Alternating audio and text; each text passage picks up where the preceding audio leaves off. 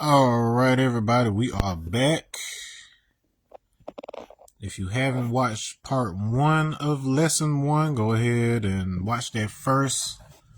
Well, you might not know what's going on here, but if you're back and you had a bathroom break and you've gotten refreshed,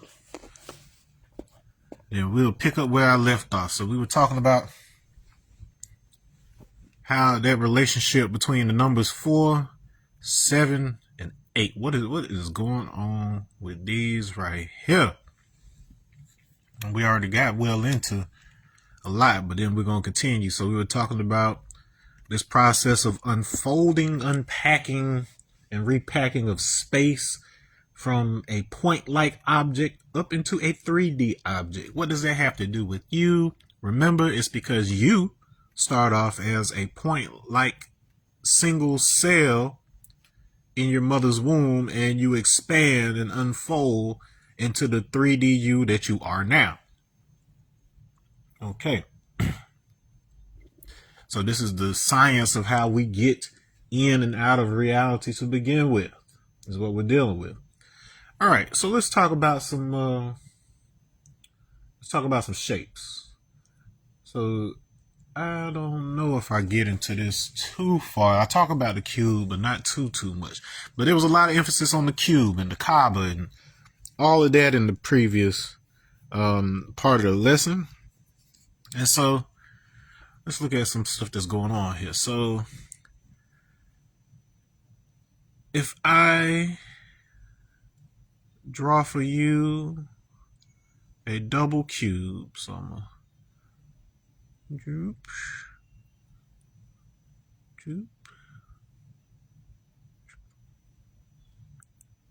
I'm drawing it a little elongated, but it's cool.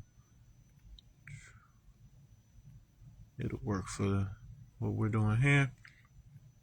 Connect these.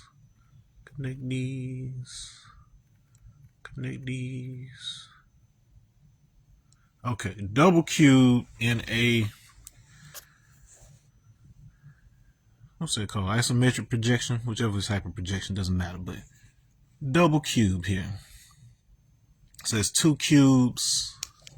The length of every side is 1.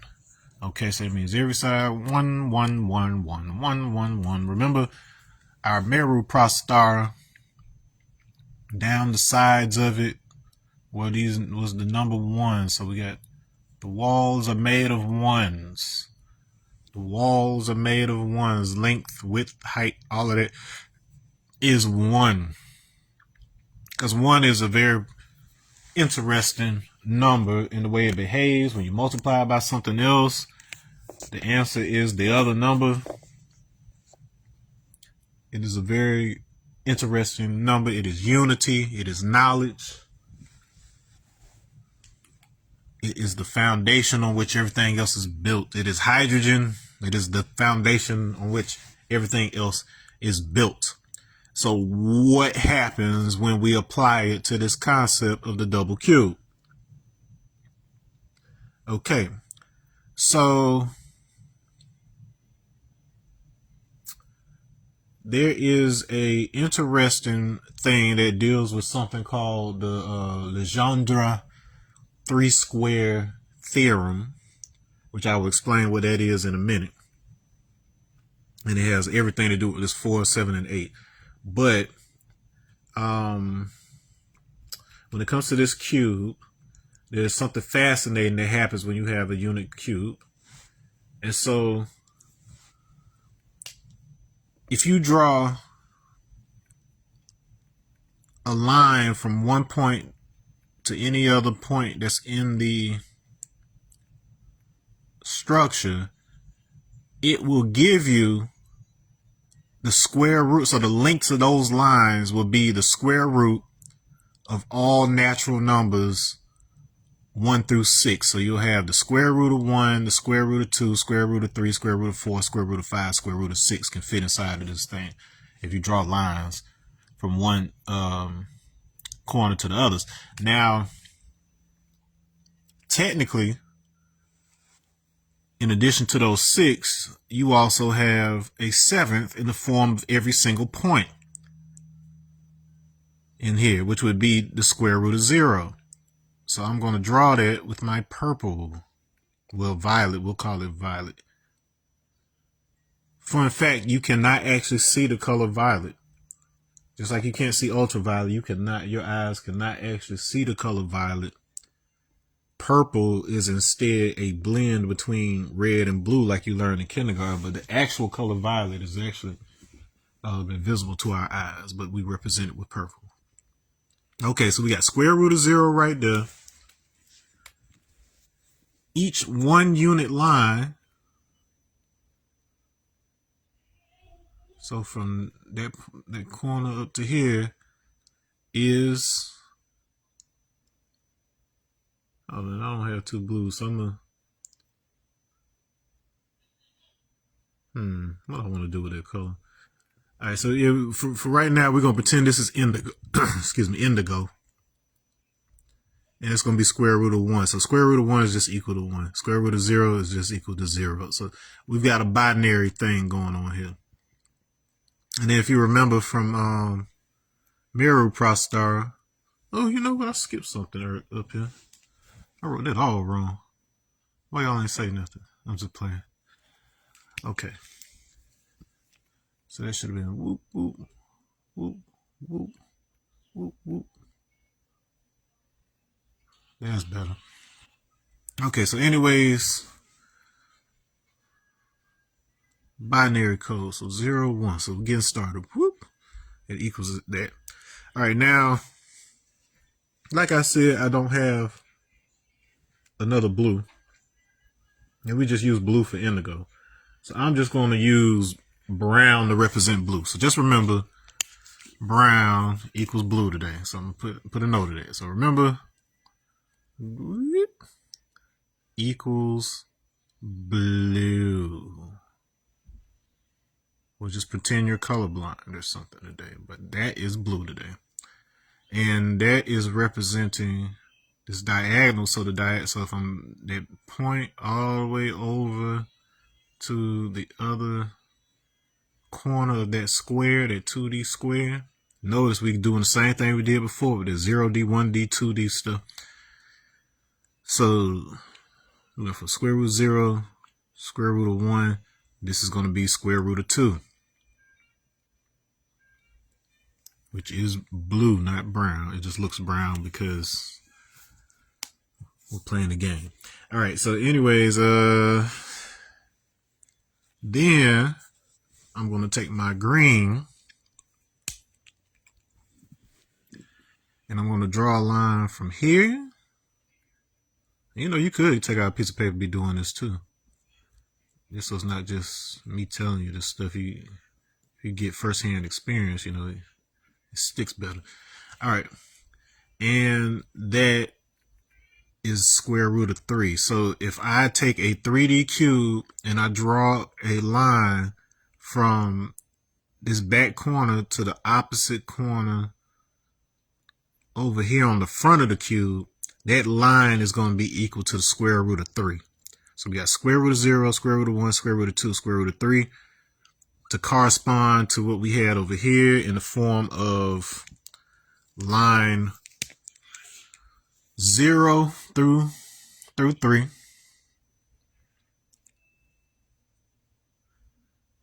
Zero through 3 representing dimension. So these represented a dot from 0 dimension, 2 dots, first dimension, a total of 4 to make a square, 2-dimensional, total of 8 to make a cube. And so this is a geometric proof that this thing is describing the same thing as this right here. So now you know how to look at this matrix code right here, which has these 3 UFOs flying in front of it. My bad. You can take this matrix code and then you can understand that that is communicating a relationship with the distribution of space inside a single cube. Okay, so for the most part, we're dealing with 1, 2, and 3 because 0 is present at every single one of these points. We're just focusing it on that particular point. All right. Moving beyond that. So we did green. I thought I had a yellow. Well, since I don't have yellow, I'm going to have to use pink instead. So pink is pretending to be yellow today. Okay. Your eyes are not tricking you. It is what we need to do. All right, so this is going to correspond to this edge right here. So if I go all the way down, so now I'm going into the second cube. So from that point down to that second cube, okay, that is the square root of 4, which is just 2. So the square root of 4 is 2. We got 2 lines, so 1 plus 1 equals 2. Square root of 4 is right here. Okay. Now, take my orange and then going across these two-dimensional faces of this bottom part of the double cube. Okay. That line right there is the square root of 5. So this one is 4. This one swings over. Now it is the length square root of 5. And finally,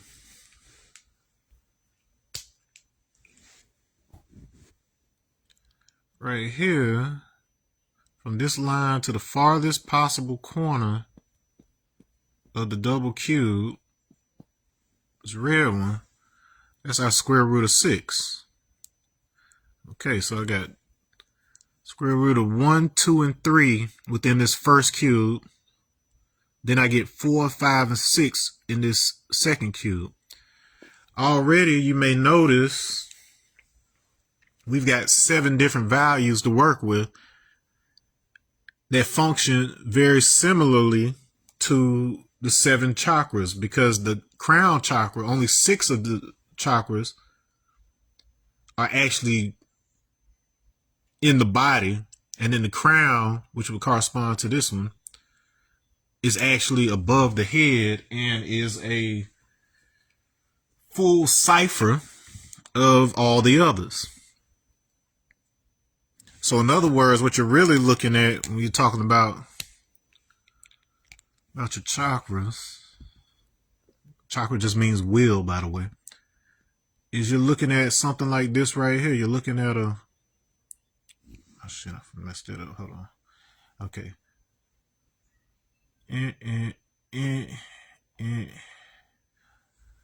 Looking at something to that degree. So you said basically 6 lines or whatever. I could do that better because I want those even.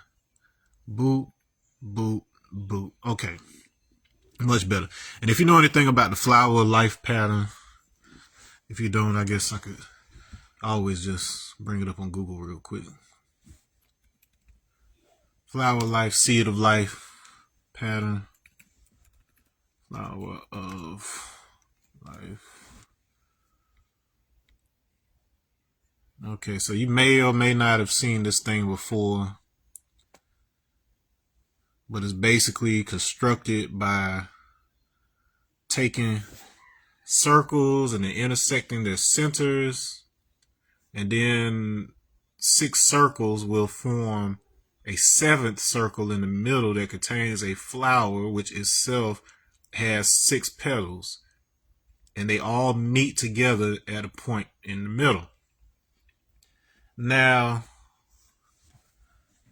that concept, if I draw a cube in its hexagonal orientation, meaning make it such that I can see 3 sides of the cube at one time, like this. You've all seen this in school.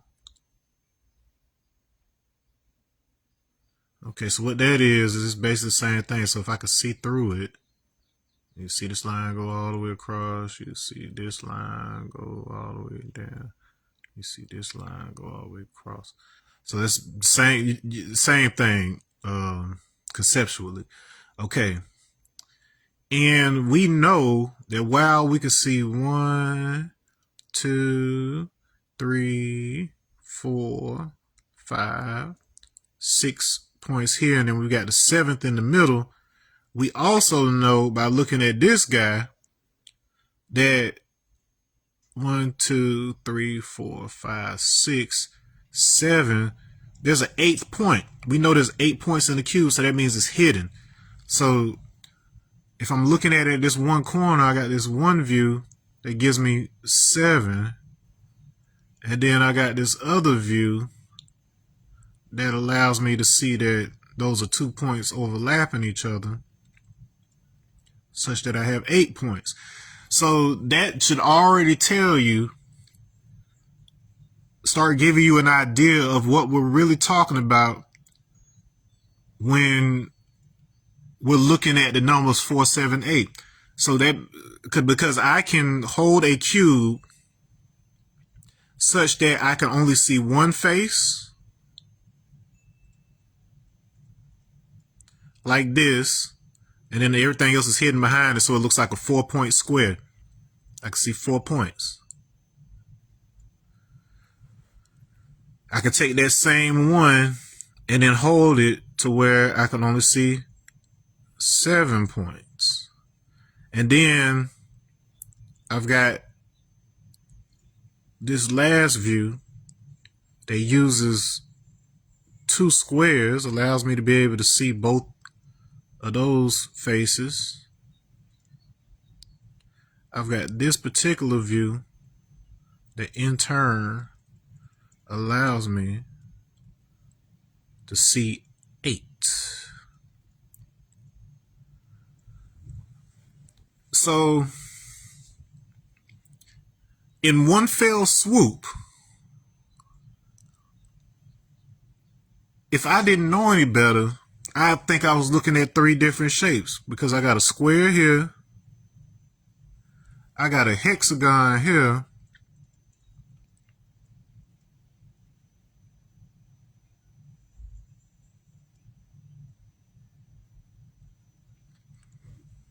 and I got a cube here. But they're all describing the same one thing, which is this guy. But I can trick you into thinking it's only this guy. Okay? So that's important in understanding our perception. So we've got this thing that's going on here with our, the double cube, the way we perceive 3D reality. So this means we're reaching, spreading it out. We're spreading out 3D. So we got the main concept and we're spreading it out. Now here's where things get interesting. Okay, so if I expand this so that there's a third cube,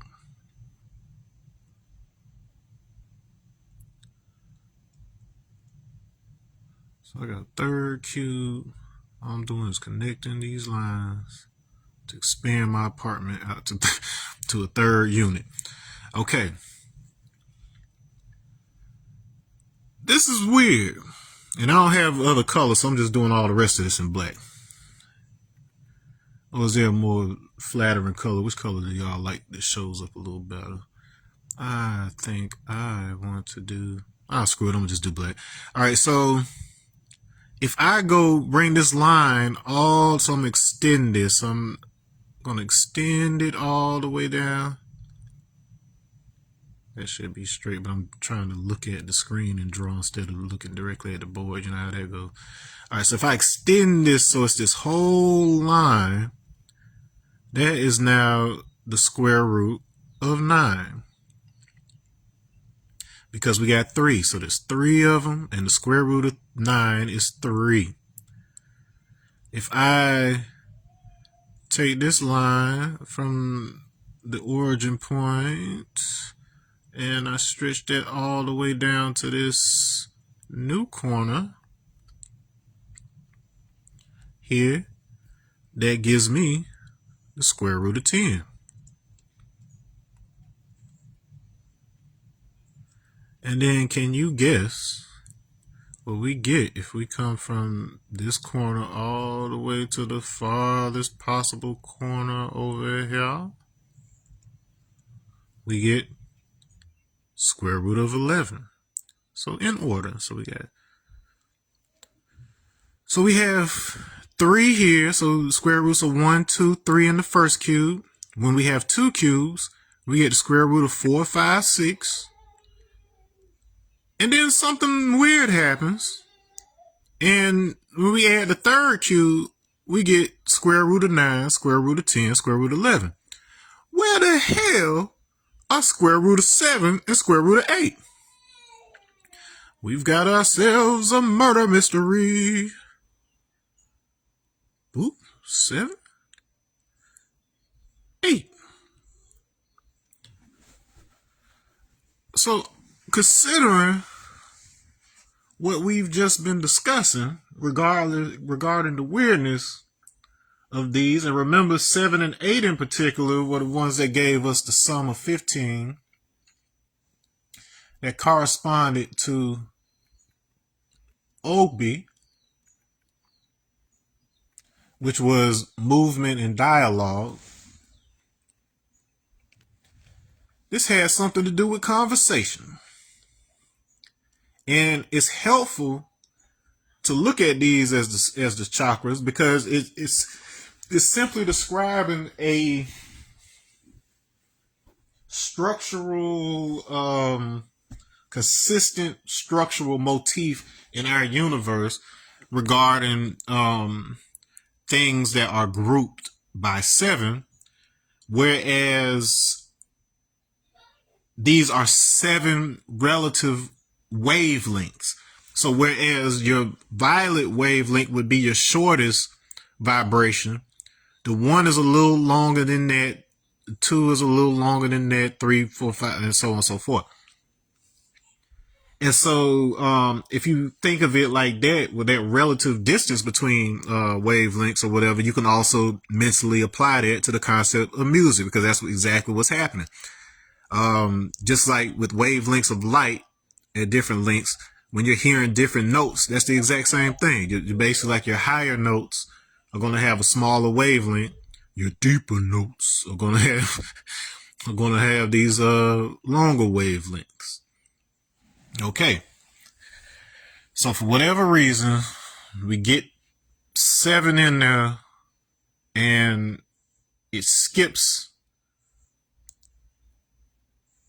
over the 8th value, which is 7, skips over the 9th value, which is 8, and then it gives you the 10th, 11th, and 12th. Okay, so 7 and 8. What are y'all doing, and what do y'all have to do with movement and dialogue? Well, if you map these on to the chakras, let's look at we're going to start with what's happening with the square root of 8, because that's an easier problem to solve. So the square root of 8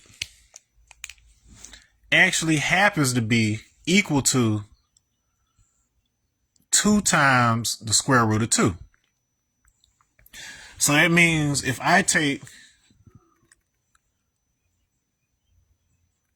so that square across there, that's going to be square root of 2. Right? Well, if I double that up,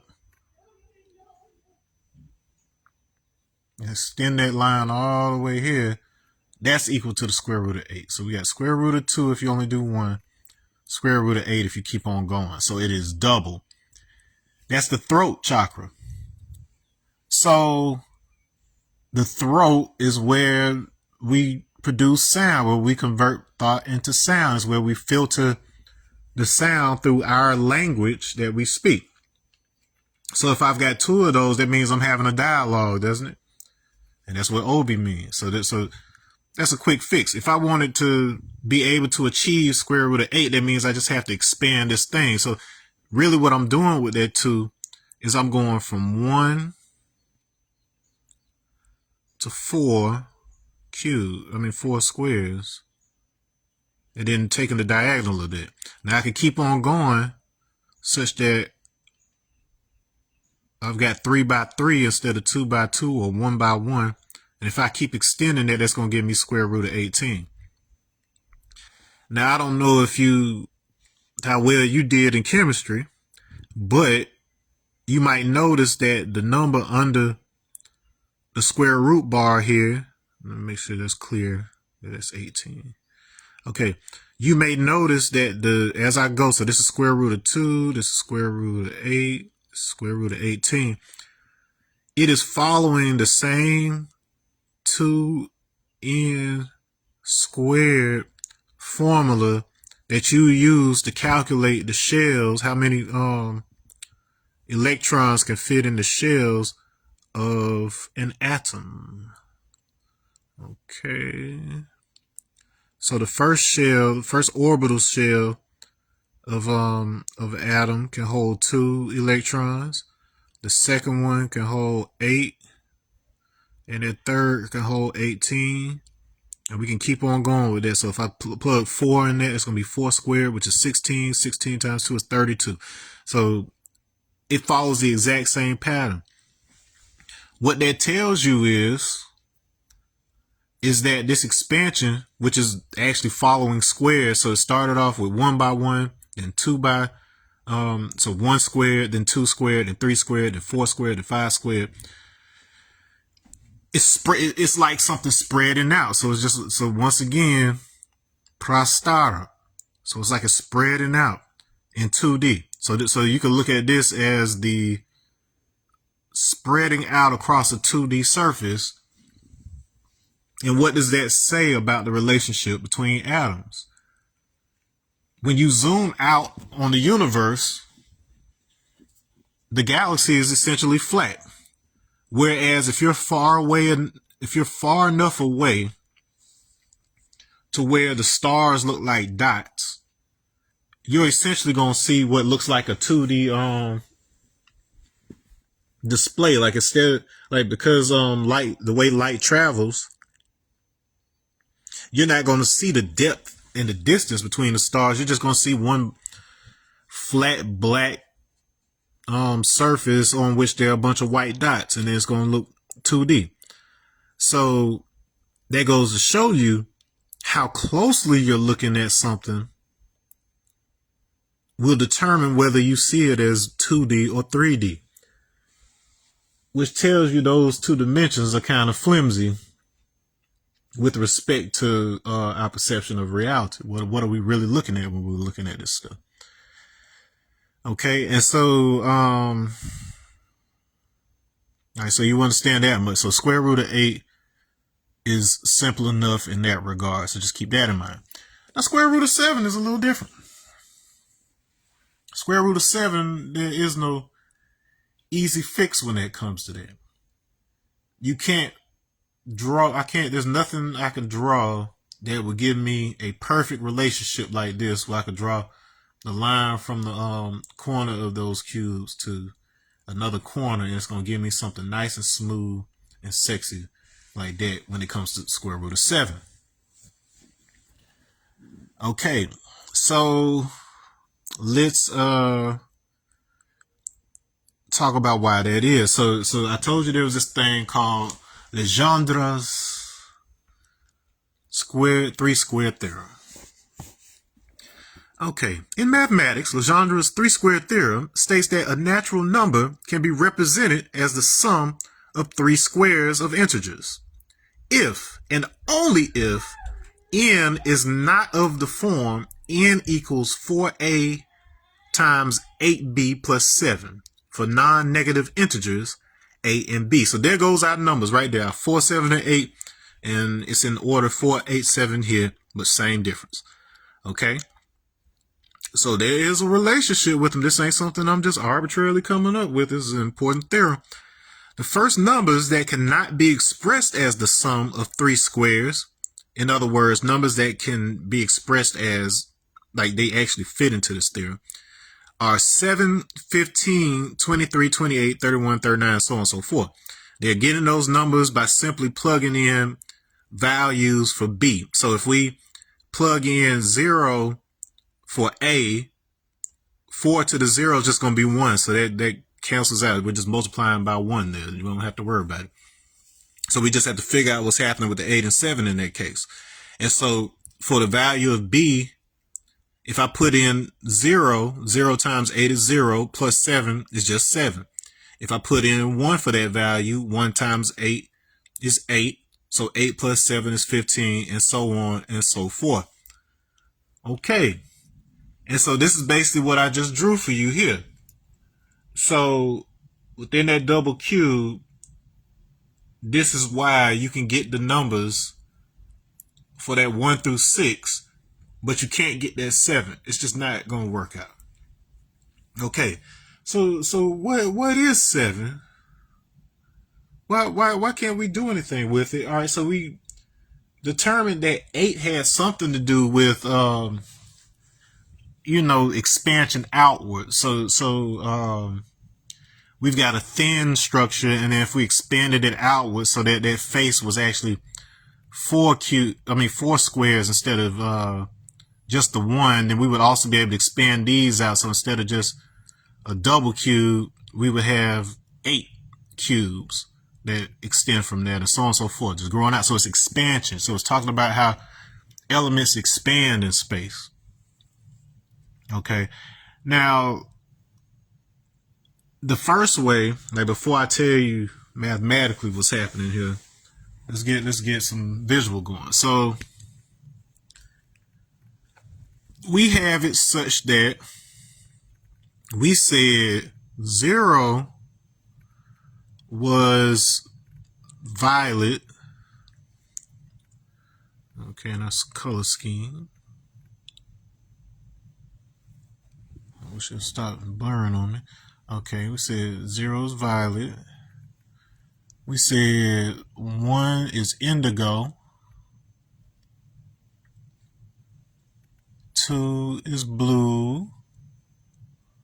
3 is green.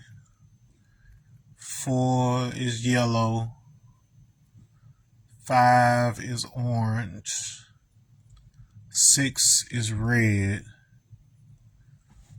So you need to figure out what 7 is, 8 is, and then I'll go ahead and tell you what 9, 10, and 11 are here too.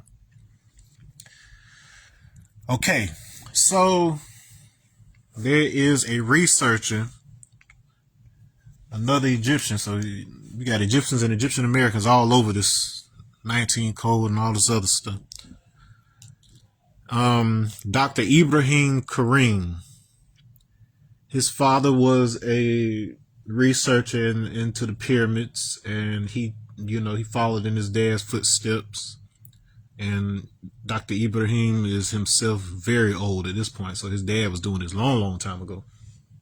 And there was certain hidden secrets about the pyramids that they had access to because they were Egyptian.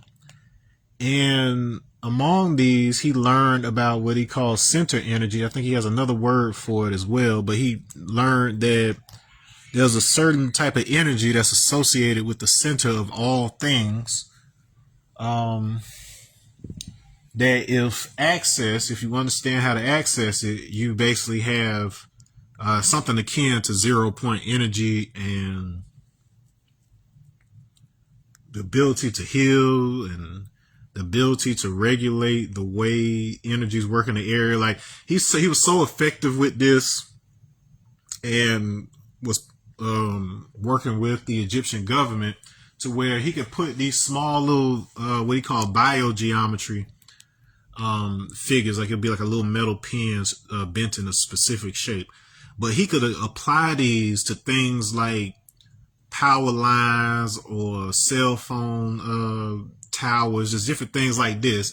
And then over time they would track the results, do like you're supposed to do with science. And they were able to drastically reduce the rate of things like cancer, autism, all sorts of illnesses over a certain however many mile radius, just by adjusting these things based on Dr. Ibrahim's principles. And so within those principles, he worked with 12 colors / energies. And so if we were to keep on going with this pattern, with the colors going to red at this wavelength, and we're starting to get beyond the visible spectrum at this point, 7 would correspond to infrared. So infrared radiation, heat, whatever. These are wavelengths that are starting to get too long for you to be able to see, but you still can sense them in the form of the heat, and you see like the wavy lines when it's hot outside or whatever. You're dealing with infrared in that range.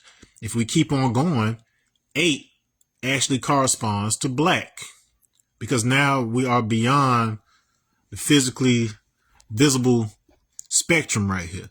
So that tells you something. So the color black has something to do with the expansion of space, such that it allows a atom to hold more electrons and things. So think about that when we talk about the color black in other contexts.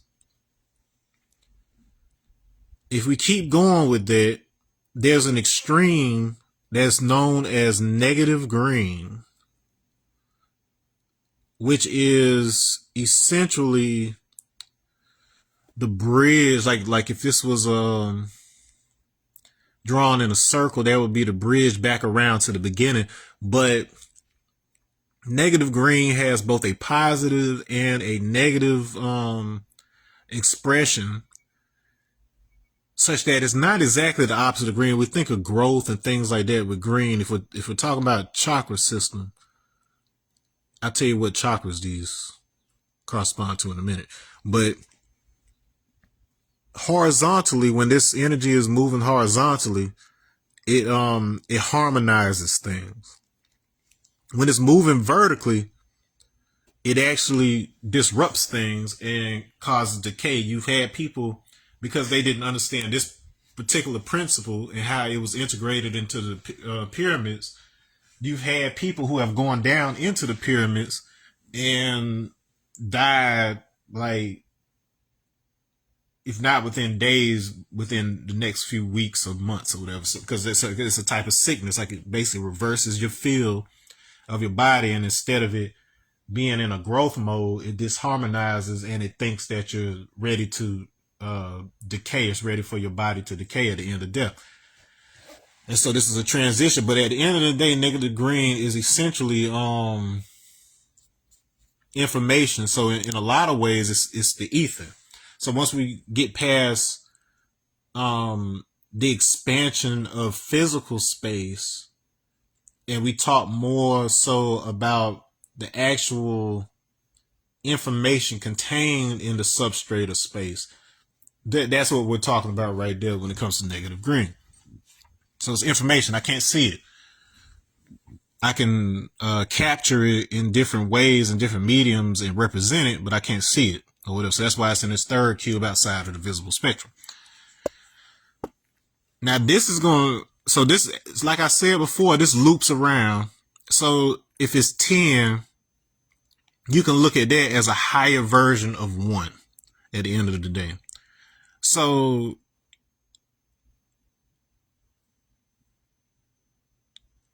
if you look at indigo and its association with the third eye as being the way, if you look at it as inner light, then 10 would be your external light, like how you see light outside of yourself. So this is white. So negative green is the bridge back around from black to white. So if you go deep enough into space, you're eventually going to come out the other side. They say if you go into a black hole, you will come out of a white hole, which is essentially a sun. But don't just take that with a grain of salt. That's some deep esoteric stuff. Okay, but anyway, so after white, finally we arrive at ultraviolet. So that's the stuff that comes from the sun. So come down here, it gets too long for us to see it, and eventually we come out the other side, ultraviolet. Now, this is fascinating, because if we go ahead and we line this up with chakras, violet, like we said, that's your crown, which is above your head. The first one that's actually in your body, like that, in this row, is your third eye. So So the center of the forehead, center of the brain, all that stuff that's in there. It's not just the pineal. That's what they told you. They're very, very wrong. The pineal is just one part of the complete third eye axis. The blue, that is your throat chakra. So that is your filter of reality, your voice, all of that. Green is the heart. Remember, heart isn't just a physical organ, it's your central concept. Seat of the soul. The 4 is your solar plexus. So that's near your navel. That's your connection to your mother. Your physicality. Orange, this is your sacral chakra. Okay, that's where the womb is. Red, this is your root chakra. So that's where your tailbone is, deals with your genitals. This is where your ancestry connects to you physically. Whereas if we keep going down, extending the system, we have what's called the knee chakra, aka the ancestral chakra. So that's the 2 knees, and so it represents the masculine line. So your father's side and your mother's side. And so conceptually, you can see how those 2 come together at the root to form you. So your left side is your mother's side, right side is your father or paternal side. The maternal side is coming up from the earth into the body. The paternal side is coming down through the body from the heavens, from above. Okay. If we keep going down, black is associated with the ankle chakra. So the ankle is also known as the destiny chakra. And so that is your path. So we talked about that earlier, how that had to do with Akka. So you extending out. And so that same concept of expansion is saying you started out from a single point and now you must venture out to reach your destination, your goal. Okay. If we keep going beyond that, we hit this portal that goes beyond it. So outside of you is a sea of information. And what happens is that information is connected in a quantum manner such that when the sun shines on you, unless there's like dust or different stuff in the way of that beam of light, you don't see any light. Light is invisible. You don't see it until it reflects off of something. In fact, we aren't even able to calculate the speed of light, only the reflection of the speed of light. So that speed of light that they teach you in school is not the speed at which that light is leaving an object. It is the speed at which it is reflecting off of an object. And so they don't know what the speed of light is. And if you ask me, it's because it has no speed. It's everywhere at once. But once it's reflecting off of you, it might as well be as if it's projecting out of you. And what's happening is this information that comes from all of this right here within you is being translated in such a way that what you're perceiving as light sources is actually drawing information out of you. So at the center of your cells, he was talking about this center energy. They have the exact same concept in Igbo Odinala. So Odinala or Odinani is the name of the religion.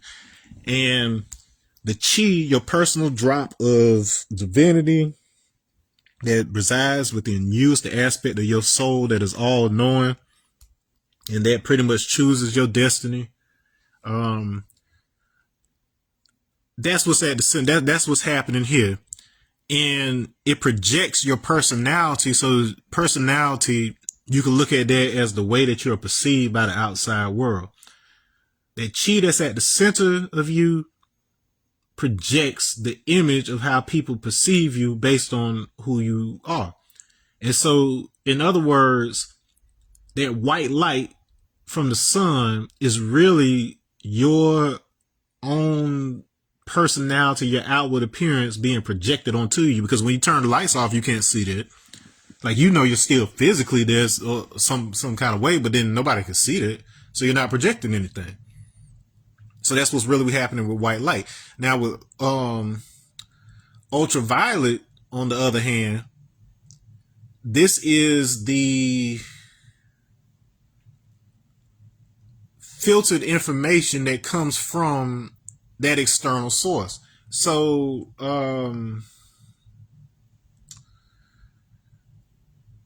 we get information. So because we have a personal drop of divinity, the personal chi, there's a mechanism that's called agu, not to be confused with aku we were talking about earlier. So agu, you can look at that as your kind of like your messenger angel that goes back and forth and gets information directly from the source. So the grand potential, the supreme chi, the chukwu, the Quranic Allah. It's not that it's some being that's separate from you that is invisible, so much as there's an aspect of you which is the well of potential that is available to you in a system of probability. It is everything that has not yet occurred. It's everything that has a high likelihood of occurring. He has to interact with his wife, Eke, who I told you about earlier, who is the physical material of the universe. So in other words, he has the information in potential energy form. She has the material that he applies that to, just like how your daddy donates his juice in order for your mom to make a you. She has the material. He's got the information. They put it together and then you come out. And so the sun serves as our local manifestation of the supreme. And that information that comes directly from the supreme potential, it uses our crown to step that energy down because it's too fast and it's too packed with information. It's the richest. You ain't been eating good in this 3D body of yours. And so if you try to eat that rich stuff before you prepare for it, it can make you explode. Now, it's best. But one thing you do know for a fact that it can do is that UV can give you cancer if you don't have protection. And that protection comes in the form of melanin. Okay, so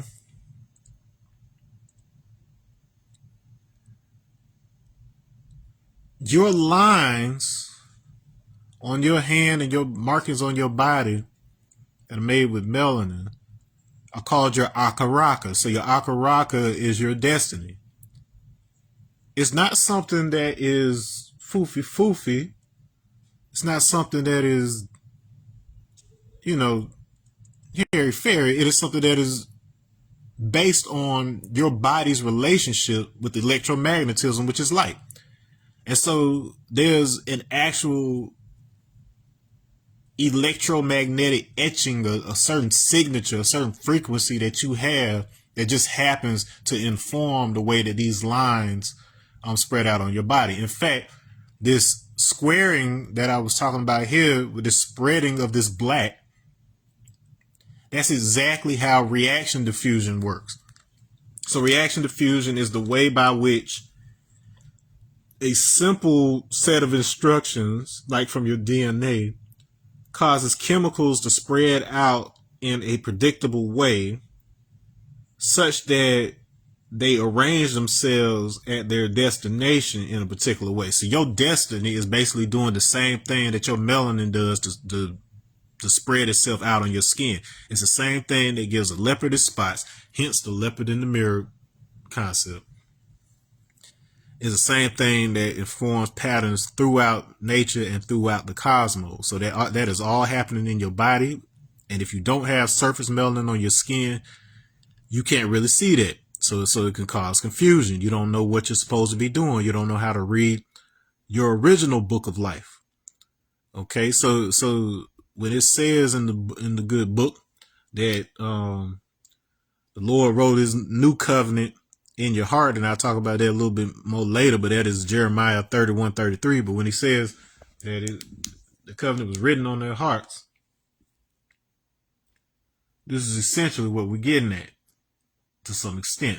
There's more to it. There's more nuance than that, but that's essentially what we're talking about here. Okay, and so we've got this system that includes not just our physical body, but you've got the substrate through which information transforms, and it steps down and is slowed down into a form that we can process. Mind you, we look at 7 and 11 specifically. That 7/11 ratio is very relevant to the Great Pyramid, like its height and its base and all of that. But even more importantly, what your melanin does is that it takes that incoming ultraviolet, that high frequency ultraviolet, and it steps it down all the way through. So it's not going this direction, it's going all the way around this direction. It steps that energy down through this whole spectrum until it becomes infrared. And infrared, to answer your question about what is going on with the number 7, is that it dissipates in the form of heat externally, and internally it becomes phonons, which is the equivalent of sound. So it's basically vibrations within the lattice of your body. That's the structure of your body. So a sound inside your body in the form of collective vibrations. Okay, so to answer your question, what is it about 7 and 8? 7 deals with the role of actual language, actual speech, actual words, the way that they act upon the physical space. They need a medium in order to act, but it is the thing that is informing the space between your physical body, which stops in this area. It's the connection between your ancestors who are no longer here and your physical manifestation. This is your communication with the ancestral realm. So if you like Black Panther and you like how he goes, he basically has an OBE, and when he takes the heart-shaped herb and it slows his heart basically to the point where it's like his body is experiencing death, and he rises and he interacts with his ancestors on the other side. This is what this gets at. And so in the next part, because I'm thinking we're going to take another break after this, I'm going to start showing you the interdimensional implications of what the ancestral realm really is. It is a physical place that is not just subtle, but it is dimensionally attuned in such a way to where it does not normally interact directly with this space.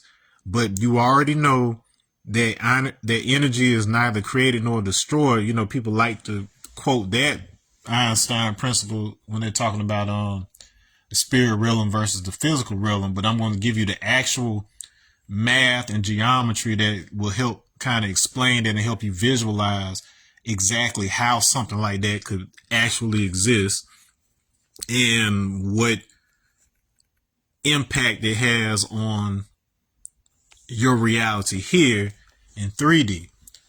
Okay, so when we get back, we'll pick up from that. I'll tell you mathematically, since Legendre's 3-square thing limits us with regards to what 7 can do in the physical, we have to learn how do you align your speech, how do you align words such that they actually have an impact on physical reality. Right now, that speech is discoupled. So you've got a blocker on your ability to access that 7 and 8. But if you know how to reconnect it, if you know how to connect to the ancestors through how I'm gonna explain it or whatever, you realize they're not something separate from you. They are you. They're other angles of your existence. That does not mean that you were those people in their physical existence. They were people just like your people. They had their own individual thing.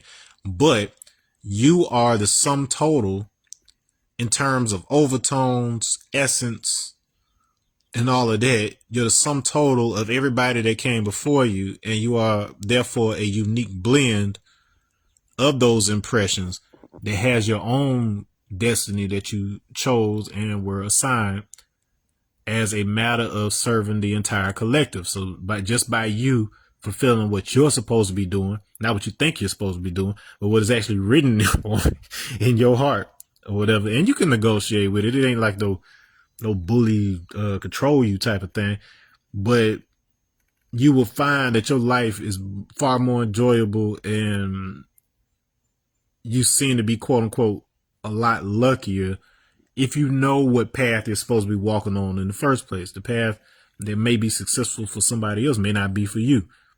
And so this is how they saved themselves a hell of a lot of time once upon a time, trying to figure out who they are. If you knew early on in life, you could just focus on developing that instead of taking all these courses that don't help you later in life, or working these jobs that get you nowhere. If you're on the path that is carved for you, then it works out better, and it has everything to do with what is going on with this 7. And so I will pick up from there in the next part, and we'll continue lesson 1, and we will complete that first whiteboard. All right, y'all. See you in a minute. Peace.